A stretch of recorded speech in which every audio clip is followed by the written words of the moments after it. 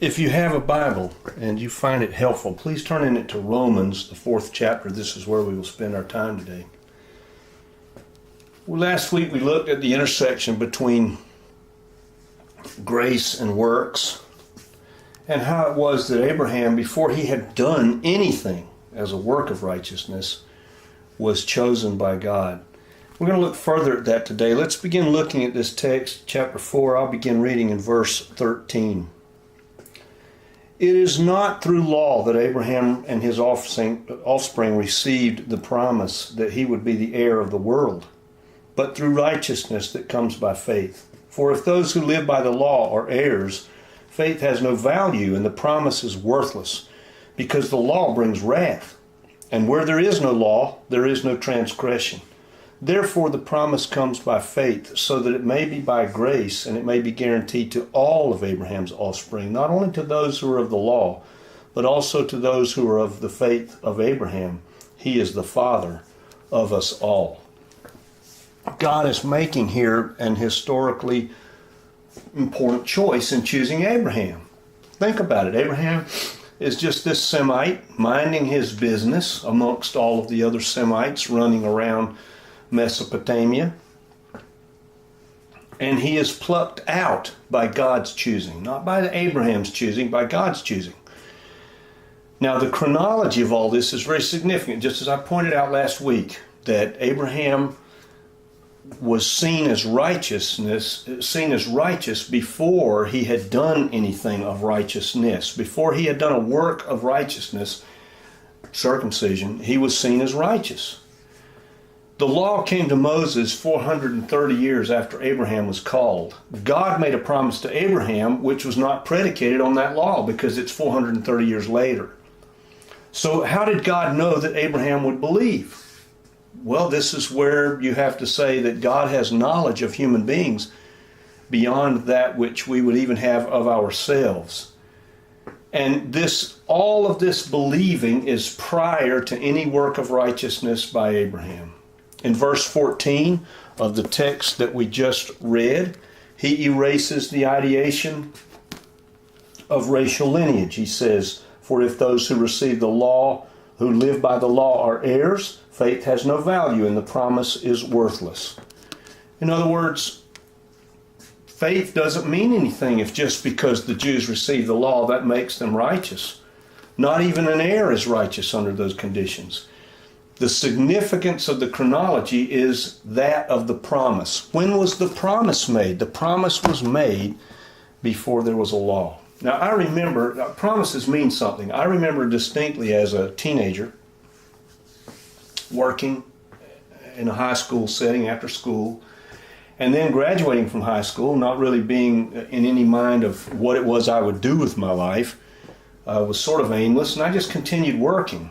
And I remember coming to a place where I was actually managing this particular establishment, and I was told that we were going to be put on a commission status, that we would get our salary, which was very meager. It was less than the minimum wage at the time. I suppose if the employer had been caught, he would have been in trouble. But it was a job, and we were going to get commission. We were going to get 2% of all that we had sold. Well, I worked very hard that month, thinking that this was the condition under which I was working. And at the end of the year, end of the month, I should say, I had accumulated $30,000. Well, gosh, that was real money to me. That 2% represented a significant sum of money. 2% of 100 is 6, 2. 2% of 300 is 6, 2% of 3,000 is 60, and 2% of 30,000 is $600. Well, at that time in history, $600 meant a lot to me. So I came to the person for whom I was working and I asked directly, I said, so how about that commission? What's up with that? Oh, I changed that. I had found that I had not earned the commission as I thought I had, even though I had been promised. This promise for Abraham and the promise that flows through until the time of Moses, that flows through until this very time in which we stand today, To have Abraham have to earn the promise nullifies it as a promise. It's no longer something that's given or promised, it's something that's being earned. And then the earning comes about in such a way as one can never really be sure. Look, there are only two options here. God freely gives, or I have to earn salvation. There is no in between. Either he gives it, or I have to earn it. And Paul is making a clear case for the former. I mean, what would it mean? What would be meant, for instance, by gaining salvation through merit? Well, there are two kinds of promises in the New Testament. One is an unconditional promise given from the standpoint of righteous goodness. Another is a conditioned promise, which is a kind of quid pro quo. You see, there is a terribly deep problem within the law. You remember when Ross Perot was running for president? Larry, why did Congress sign NAFTA? You remember that? He had this great capacity to diagnose problems. He could diagnose them, but he really didn't have a lot going for him with regard to solutions to the problems. The law is an extremely clear diagnosis of our problem, but it leaves us right where we are. So I'm lost without any hope except to just try really hard to meet the law. And the law has another terrible purpose within it. The law isn't if there is no judgment. I mean, think about it. What would the word ought or ought not mean if there weren't judgment to follow it? In other words, there's no punishment. Well, what does ought even mean? So in that sense, the law actually contributes to our transgression. It kind of places us in this position of having knowledge of things that are morally wrong and yet doing them still, which makes us even more guilty. That whole perspective of stolen waters are always sweeter.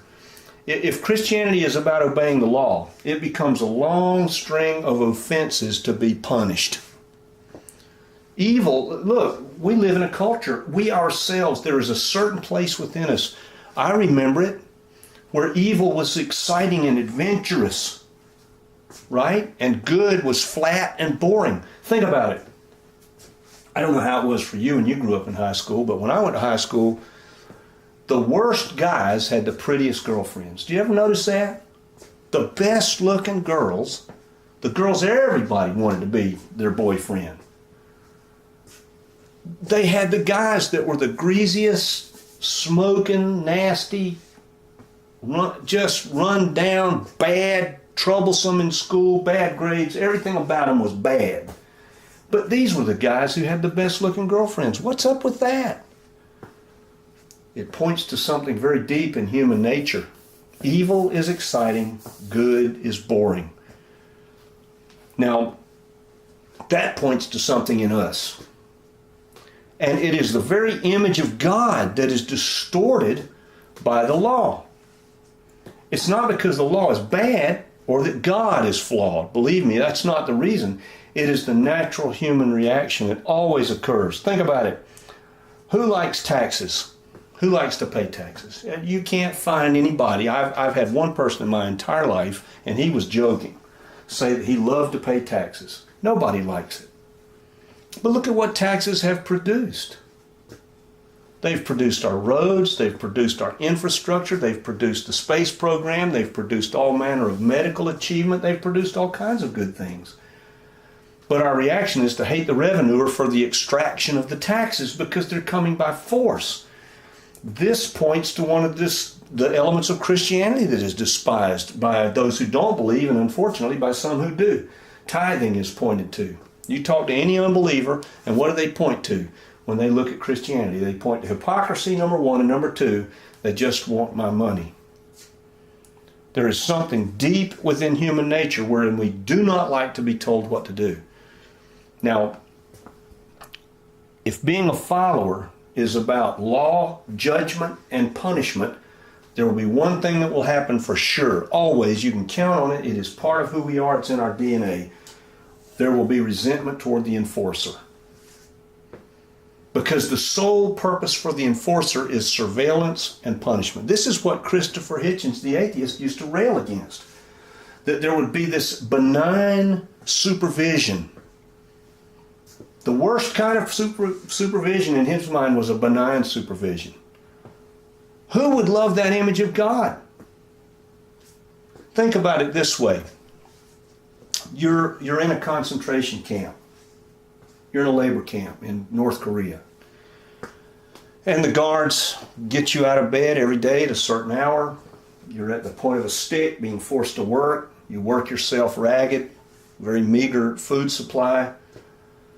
You are told when to get up, when to go back, when to go to the bathroom, when not to. Whatever you're doing in the course of your day, it's all enforced and instructed and regimented. You will obey it, will you not, in order to survive? But you will not love the concentration camp guard, I guarantee it. And this is exactly what we are. God becomes the parent of rebellious teenagers, and that's us. No wonder, as Hitchens used to say, the image of the celestial dictator. No wonder so many people don't want to believe. So much has been made of sin, and so much has been made of sinfulness, and so much has been made of law and supervision and all of that enforcer sort of perspective until God's remedy for all of it is ignored. Unbelievers see us as those who judge other people. Why do they see us that way? Because we do. We do judge, and therefore they see Christianity as a system of law and order. That's how they see it. The celestial police person who's going to swat you if you misbehave. Could it be the reason the gospel is so ineffective is that we are, all of us, spreading condemnation all over the landscape in the way in which we ourselves see the gospel? Isn't it fascinating that those in this world who are oppressed see the gospel as freedom, and we who are free see the gospel as oppression? Do you ever think about what that means about human nature? Just a few weekends ago, I was sitting in a meeting regarding Sunday school and its effectiveness, and a man sat next to me. And I didn't really want to talk to anybody, but he started to talk, so out of politeness, I listened.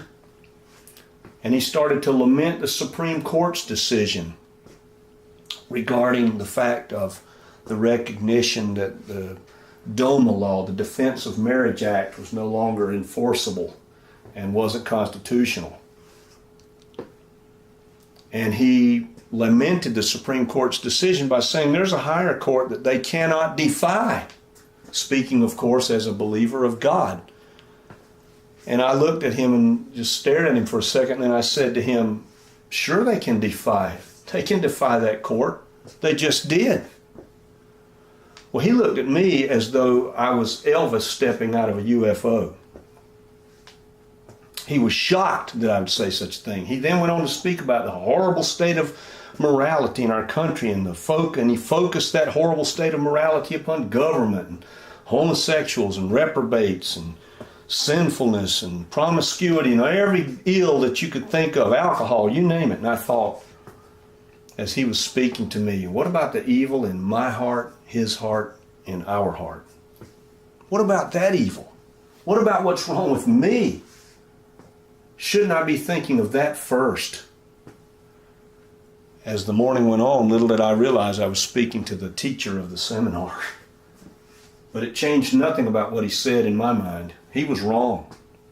This idea that we can't defy God, we can, and he will step aside and allow it.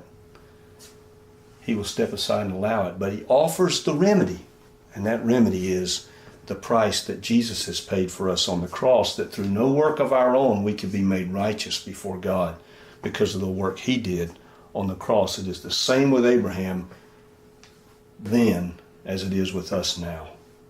I don't know where everybody is, but if there's anything I've said about which you have a question, you want to speak with me, I'll stay as long as it takes as we